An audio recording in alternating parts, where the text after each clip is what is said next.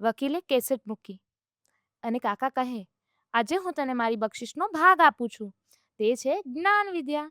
હું તો તારી જેમ યુનિવર્સિટીમાં ભણ્યો નથી.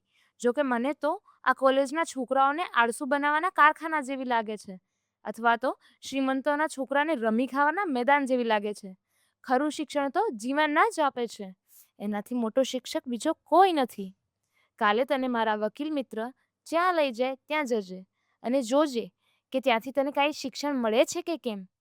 વકીલ ભત્રીજાને દૂરના વિસ્તારમાં લઈ ગયા, જ્યાં કેટલાક જર્જરિત મકાનો હતા.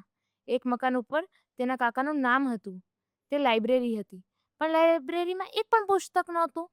પૂછ્યું તો ગ્રંથપાલ બહેને કહ્યું કે તમારા કાકા કહેતા, પુસ્તકો કબાટમાં શોભા માટે રાખવામાં નથી આવતા.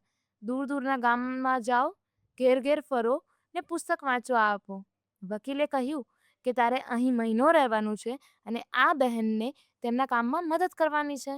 મહિનાના અંતે ભત્રીજો પાછો આવ્યો ત્યારે વકીલે પૂછ્યું, તને વિદ્યા પ્રાપ્તિની ચાવી મળી? હા, મેં જોયું કે લોકો સૂર્યોદય પહેલા ઉઠી કામે ચડી જાય છે.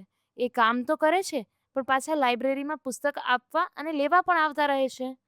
મને આમાંથી સમજાયું કે સાચી વિદ્યા મેળવવા માટે પ્રબળ ઈચ્છા શક્તિ જોઈએ.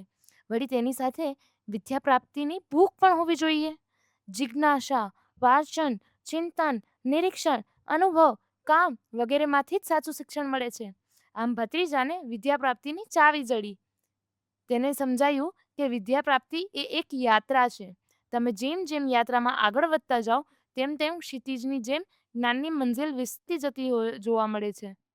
કબરમાં સૂતા સૂતા કાકા ભત્રીજાની જિંદગી પલટી રહ્યા હતા. ભત્રીજો પણ કાકાની નવી નવી બક્ષિસોથી પરિપક્વ થતો જતો હતો. મહિનો પૂરો થાય એટલે ભત્રીજો હાજર થાય.